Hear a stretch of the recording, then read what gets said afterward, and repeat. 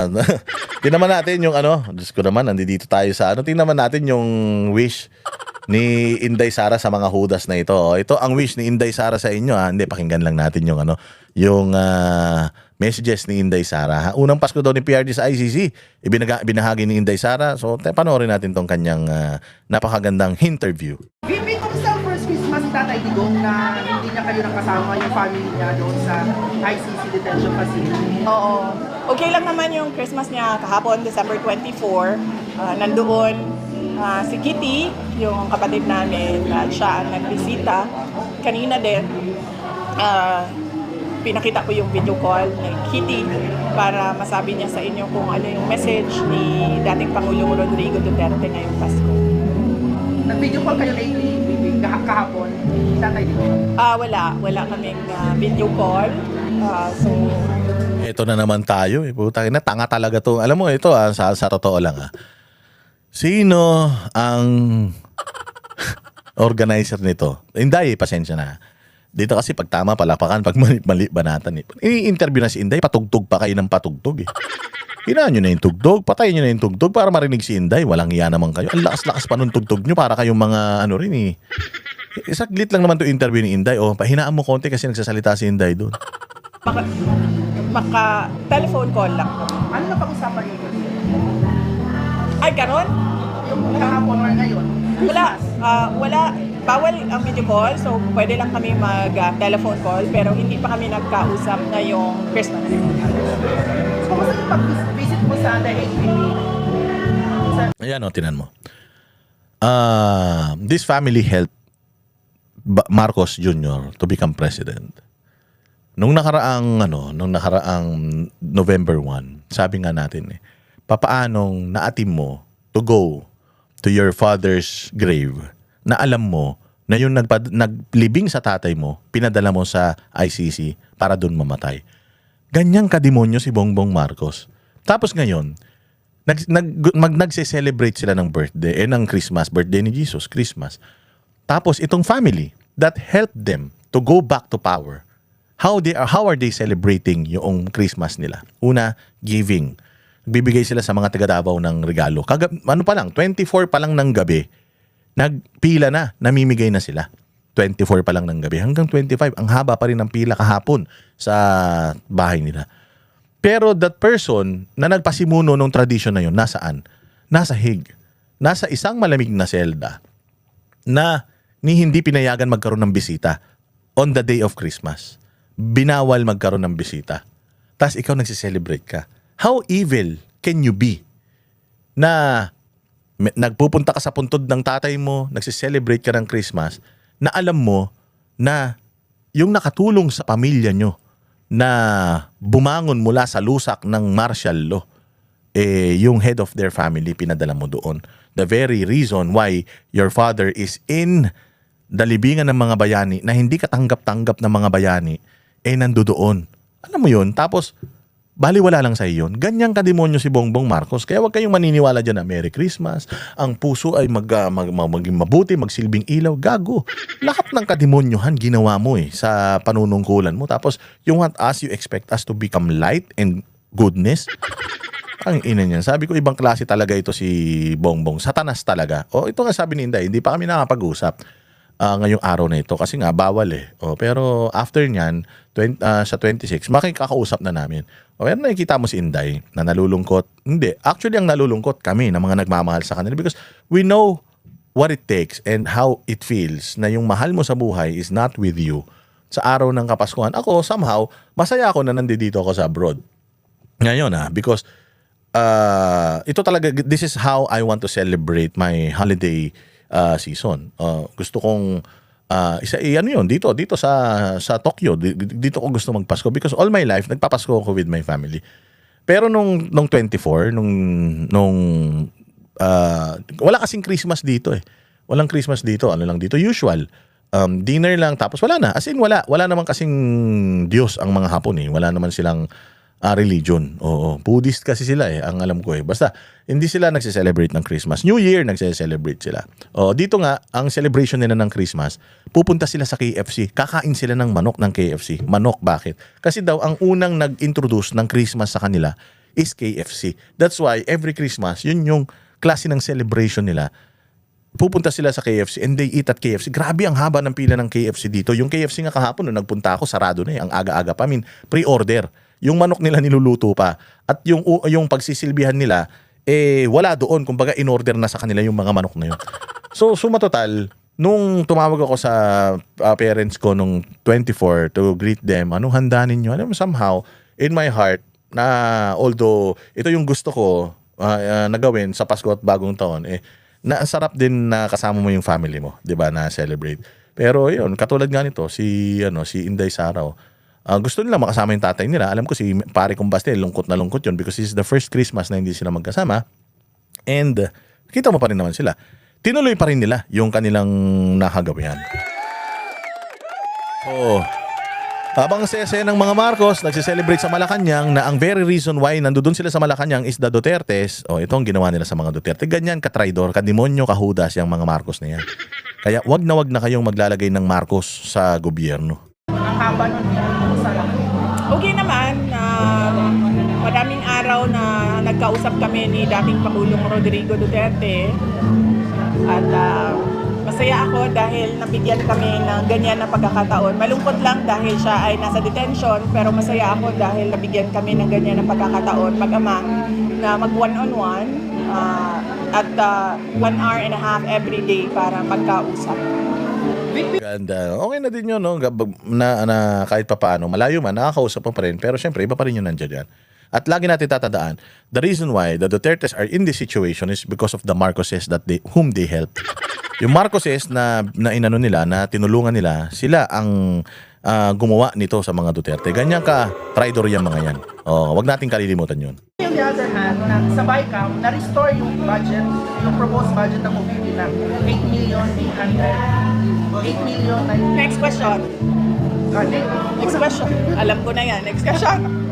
So, ngayong January, first sa January, may pirmahan na yung 2026 national budget ni PBBM. Hindi pwede, dapat before December 31 pirmahan ang budget. Otherwise, mag-reenact yan kung hindi pirmado by December 31. Tinan mo kung gaano katalino si Inday. Alam niya na if the budget, o if lumagpas ng 2025 yung budget, January 1 na, hindi pa napipirmahan, reenacted na dapat. Reenacted na kapag hindi pa. Kasi ngayon, pinalalabas nila, kunyari, nire-review ni Bongbong. Puta, kita mo nga, nagpapa-interview. Kita mo nga, tuwan-tuwa sila, kinikilig-kilig sila. Sabi nito ni Claire Castro, walang Pasko si Bongbong. Sabi ni Claire Castro, walang. Pero kita mo, tuwan-tuwa, ipapa-interview pa. Yan ba yung nagre-review ng budget? Di ba kanina, nakita nyo? Si Bongbong Marcos kinikilig pa. Yan ba yung nagre-review ng budget? Walang nire-review yan, tanga yan eh. So ngayon, kailangan hindi lumagpas ng 2025. Kailangan before 31, mapirmahan yan. Pag hindi napirmahan yan, reenacted budget. Pero tingnan nyo. Ang plano kasi nila, January pipirmahan yung budget eh. Tingnan mo kung gaano kagago, gaano kabobo. Sabi ni Inday, hindi pwede yun. Kapag kailangan before 31, pinipirmahan na yan. Kasi kapag January, overlap na, wala na. Yung yung batas na ginawa nila, wala na yan. Revert tayo doon sa luma, which is yung 2025 GAA. Doon tayo.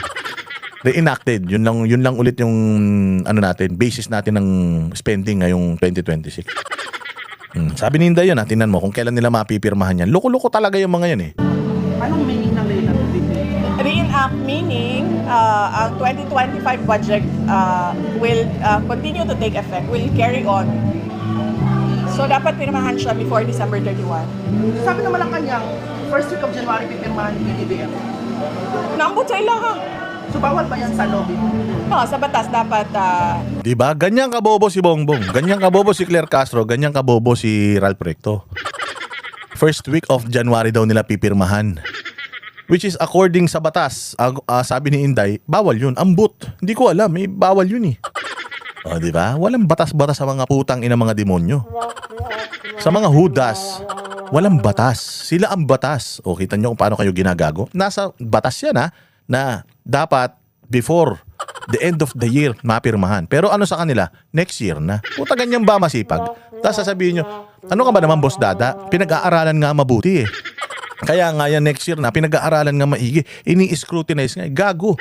Wala pang presidenteng gumawa niyan na pumirma ng budget after 1 week after matapos yung taon. Putang ina niyan. Ano sabihin, masipag nga, chinecheck nga, hindi naman kaya ng ilang araw yun eh. O di na-reenact. Kaya nga merong batas na pag hindi na, hindi napirmahan ng 2025, reenacted budget yung gagawin eh. Yun, basta yun, reenactment. Oo, di ba yung gagamitin is yung previous budget eh. Kaya nga yun ang reenactment. Reenacted ang gagawin eh, reenacted budget eh. Kasi nasa batas yun eh. Tapos, i-disregard nyo na naman yung batas. Pipirmahan nyo sa first week of January. Putang ina yan, bawal nga yan sa batas. Hayop kayo talaga, tatangan nyo. Before December 31. Otherwise, mag-reenact by January 1. So meaning magbabalik yung previous budget. Yung December 2025 budget, yes. John Ryan Calonia. Maybe can you confirm yung sinabi ni Secretary DIL Secretary na bisita ka raw po sa jail facility to visit Arlie Tevez and not Madriaga? Bahala sila kung anong gusto nilang sabihin. Basta ako, ang sinabi ko, hindi ko kilala si Ramil Madriaga. Yung mga picture kayo, baby, kumakalat. O tayo din, mag-picture din tayo. Di ba? Yan yung sinasabi ko sa inyo. Yun ang bobo nitong mga media. May picture kayo, ma'am. O bakit? May picture din man tayo. O sabi ni Falsis nung nakaraan, ang tawag daw niya, Kuya Ramil. Kung mas matanda man sa kanya si Madriaga, di Kuya Ramil talaga tawag mo. Ganyan naman tayo, di ba? Hi ate. Di ba ganun ka? Minsan pag may nakita akong magandang babae, ganyan. Good morning ate. Ano yung kapatid ko? Hindi. Figure of speech yun. Ano yun? Paggalang, pagrespeto. Kahit di mo naman ate, tinatawag mong ate. Di ba? Pupunta ka sa pupunta ka sa tindahan. Pabili ate. Kapatid ko ba yun? Hindi naman. Sabi nga ni Crisette ang tawag sa akin ni Inday Sara, Ma'am Crisette. Ako din eh. Ang tawag sa akin, Ma'am Crisette. So teacher niya ba ako? May picture din kami. Katulad ako. Boss Dada, tawag niya sa akin. Boss ba niya ako? Sa bagay, boss niya man ako. Kasi boss naman ng Vice President ang mga Pilipino. Pero yung tawag niya sa akin, boss. So, amo niya ba ako? Hindi man niya ako amo. Although, isa ako sa mga nagpapasweldo sa kanya. So, basically, technically, amo niya ako. So, wag na lang ako. Pero minsan, tinawag niya din akong sir. Sir, boss Dada, sabi niya pa. Mantakay mo. Sir na, boss pa. So, teacher niya ba ako? Hindi naman. Pag tinawag niya ako, Kuya Dada, so kapatid ko siya? Mas matanda ako? Hindi. Katulad dyan, si Sir Jack, ang tawag niya sa akin, Kuya. Kuya Dada, bakit Kuya? Hindi mo naman ako kapatid. Hindi naman ako ngongo.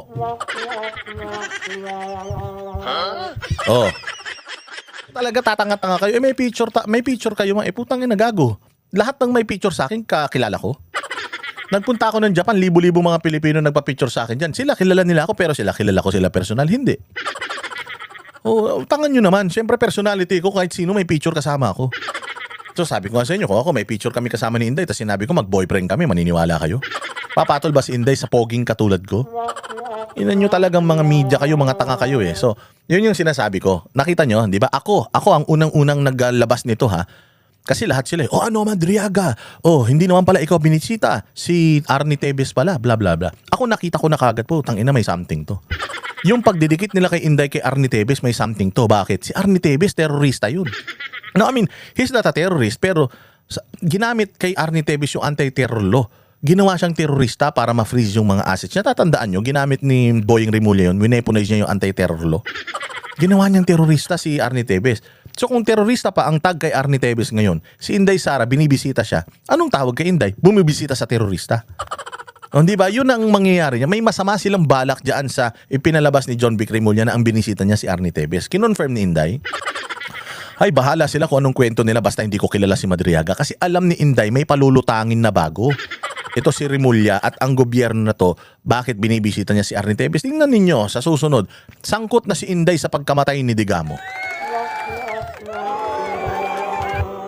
Sangkot na yan si Inday sa pagkamatay ni Digamo, posta tayo. Kasi ganun na yan eh.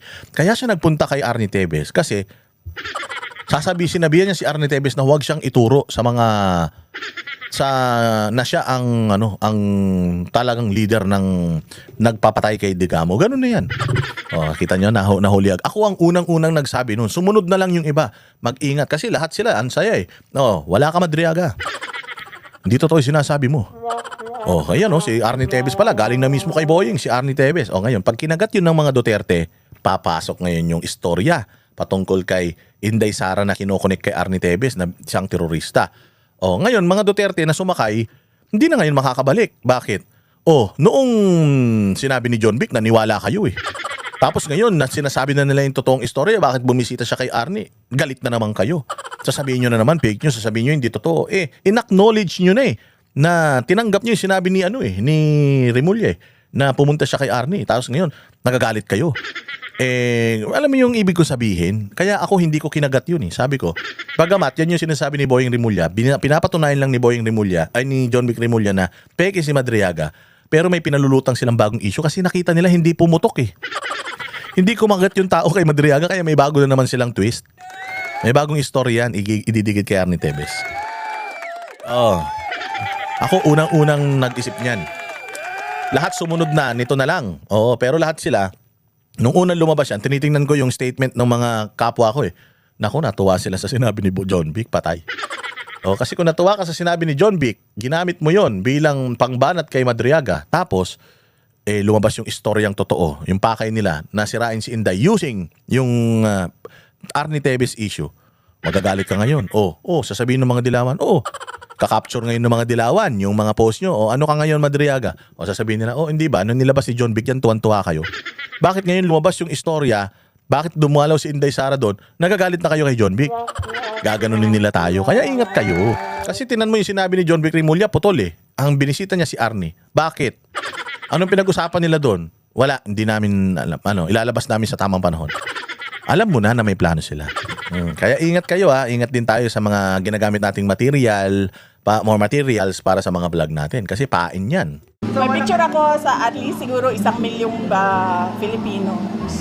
At yung mga event na yon, tulad ng inauguration ko, siguro mga nasa 4,000 tao ang may individual pictures sa akin. At sa mga Zoom meetings ng parallel groups, more than 300 participants ang isang Zoom meeting. So, kung paano na lang ito, baby, sa'yo, against sa'yo?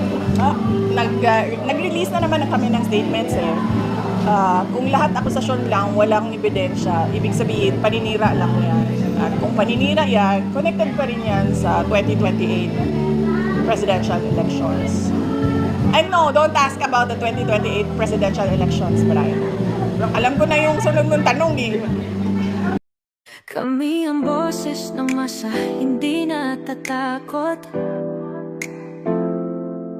Katotohanan lang, di kami nalulunod. Walang bahid ng sismis, lahat ay totoo. Kahit sino ka pa, pag mali ka babanatan ka. Walang pinipili kulay, wala kaming kinikilingan. Basta para sa bayan, kami lalaban. Pag tama palapakan, pag mali banatan. Di matitinag, di matatakot, para sa bayan tuloy ang sigaw. Sa harap ng kamera, walang halong takot. Mga baluktot, lahat kayo'y tutumba. Ang hustisya at totoo, yun lang ang mahalaga. Kahit sinong harang, di kami matitinag. Walang pinipiling kulay, wala kaming kinikilingan. Basta para sa bayan, kami lalaban. Pag tama palapakan, pag mali banatan. Di matitinag, di matatakot, para sa bayan tuloy ang sigaw.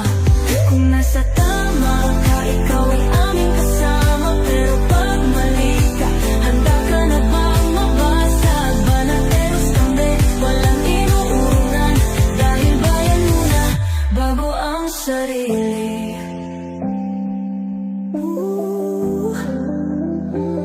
Bago ang sarili.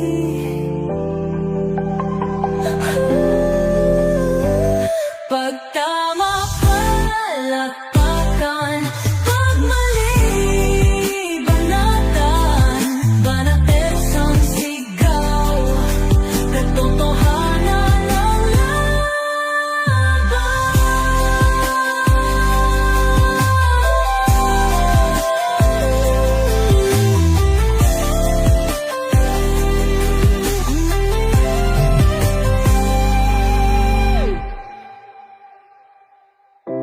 Sa harap